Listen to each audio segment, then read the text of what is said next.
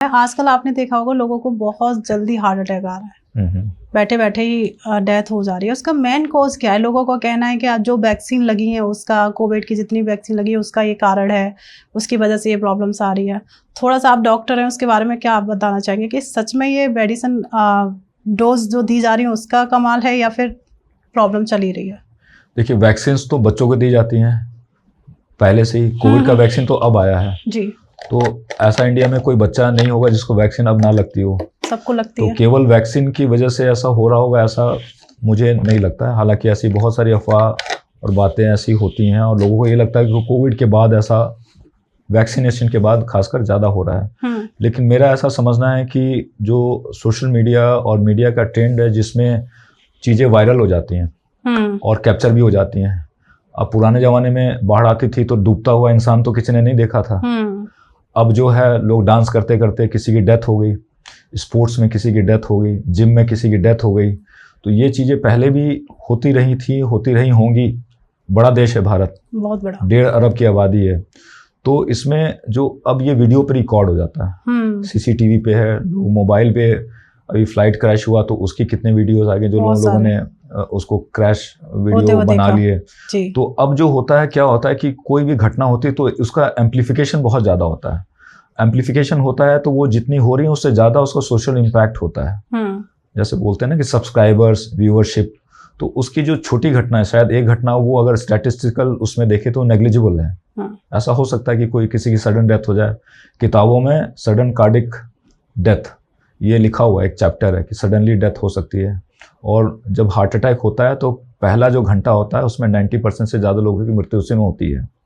और heart attack एक घटने की तरह है, दुर्घटना है जिसमें कि क्लॉट आपके हार्ट के ब्लड वेसल्स में जाके ब्लॉक कर देता है और हार्ट अटैक हो जाता है। बहुत बार एरिथमियाज भी होते हैं। एरिथमियाज बोलते हैं जब दिल की धड़कन इरेगुलर हो जाती हैं। तो उसमें भी अचानक अगर ब्रेन को ब्लड मिलना बंद हो जाए। और इसकी बहुत कमी है कि बेसिक लाइफ सपोर्ट, अगर कोई बेहोश हो जाता है, गिर जाता है, तो उसको कम्युनिटी में कैसे हम उसको सेव कर सकते हैं, रिससिटेट कर सकते हैं, इसकी ट्रेनिंग नहीं है। तो आप देखेंगे अक्सर लोग वीडियो बना रहे होते हैं लेकिन ये मदद के लिए कुछ कर नहीं पाते हैं। वीडियो बन जाती है लेकिन कहीं ये वीडियो नहीं आती कि उसका CPR किया गया, उसको बचाने की कोशिश की गई। तो ये मुझे लगता है इसका एम्प्लीफिकेशन है। और ये कहना कि ये केवल कोविड की वैक्सीन से हो रहा है, ये कहीं ना कहीं मतलब पूरी तरह से सत्य नहीं है। और एक कारण मुझे लगता है जिसमें कि लोगों का जो स्ट्रेसफुल लाइफ है, ऑक्यूपेशनल स्ट्रेस, कोविड के बाद आप देखिए खासकर आजकल के टाइम में तो लोगों के वर्किंग आवर्स बढ़ गए हैं। मैं अभी ऑस्ट्रेलिया गया था पिछले साल, तो वहाँ मैंने देखा कि 7 बजे सब लोग सो जाते हैं और 4 बजे ऑफिसेज बंद हो जाती हैं। 6 बजे के बाद कोई भी ग्रोसरी की दुकान नहीं खुली होती है। और अब सिडनी में आप जाएं और उसका जो ओपेरा हाउस के एरिया में देखें तो आसपास में हर ऑस्ट्रेलियन यंग पर्सन दौड़ रहा है, रनिंग कर रहा है। और वो तब हमें लगा कि वो स्पोर्टिंग नेशंस कैसे वो ओलंपिक्स लाते हैं, छोटे छोटे देश, और कैसे वो फिट रहते हैं। और वहाँ पे लोग ऐसा होता है कि इनफॉर्मल ड्रेस में ही वो दौड़ते हुए ऑफिस में चले जाते हैं। लेकिन इंडिया में क्या है कि ओवर वर्क है। लोग खुद से भी, हमें लगता है कि ये नॉर्मल है, हमें 16 घंटे काम करना तो नॉर्मल, इतने तो मेहनत कोई भी करता है। तो वो कहीं ना कहीं हमें रेस्ट, स्लीप, स्ट्रेस का जो बैलेंस है, खान पान भी होम डिलीवरी हो रही है कोविड के बाद से। तो बहुत सारा जो एप्स ऐसे आ गए हैं कि आपको होम डिलीवर हो रहे हैं, आप बाजार भी नहीं जा रहे हैं सामान लाने के लिए, होम डिलीवरी हो रही है।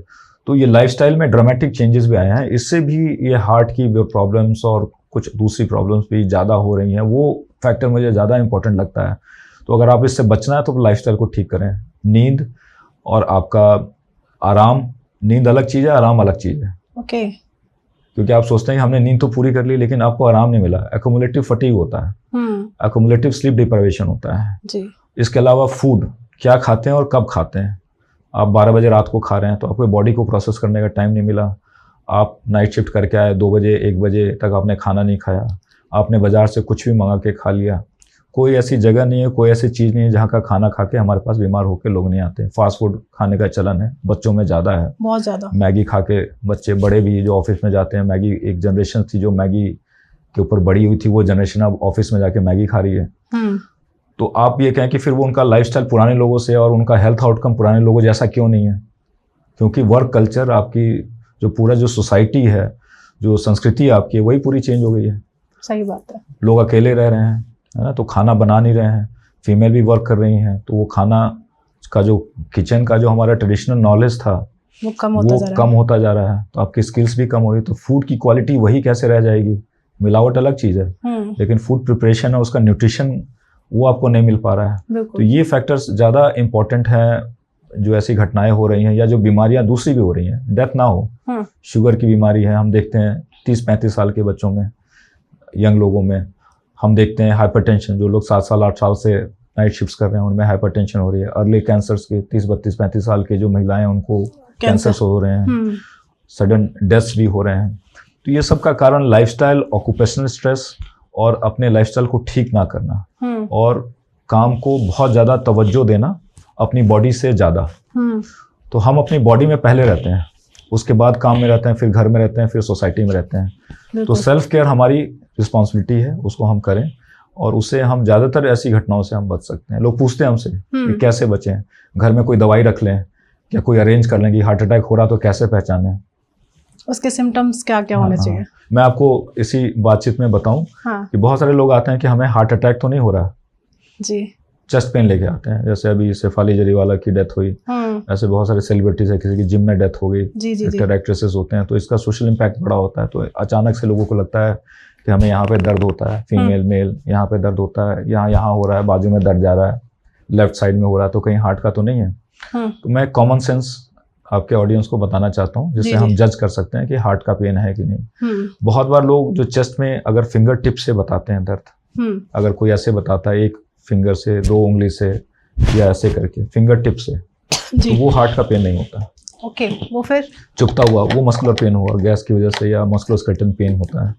ये कॉमन है कि बहुत बार लोग घबरा जाते हैं कि ये चुभ रहा है, मुझे चुभ रहा है, 3 महीने हो गए चुभ रहा है, 2 दिन से बढ़ गया।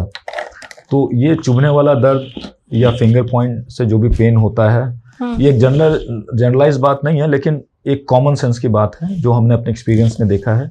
हार्ट का पेन जब भी होता है तो वो एक एरिया में होता है, और बहुत फुल एरिया में होगा। तो हार्ट का मरीज, जब मरीज हमारे पास आते हैं और वो अपना हाथ से बताते हैं मैं कहाँ पेन हो रहा है, अब बोलते डॉक्टर साहब मुझे यहाँ दर्द हो रहा है, लीवर की प्रॉब्लम तो नहीं है।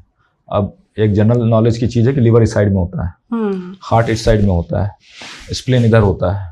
मरीज जब ऐसे हाथ रख के आता है, दर्द हो रहा है, तो हमें पता होता है कि किडनी का पेन है। तो उसके पोस्चर से, पोजीशन से, और हार्ट के जो पेन का जो कैरेक्टर होता है, जो डिस्क्राइब करता है, हमें पता लग जाता है। बहुत जांच की भी जरूरत नहीं होती है। लोग चिंतित होते हैं कि हमें टेस्ट करा लें, कुछ सिटी एंजियो करा लें, एंजियोग्राफी करा लें, ट्रेडमिल टेस्ट करा लें, कराना चाहिए, जो प्रिवेंटिव चेकअप होते हैं।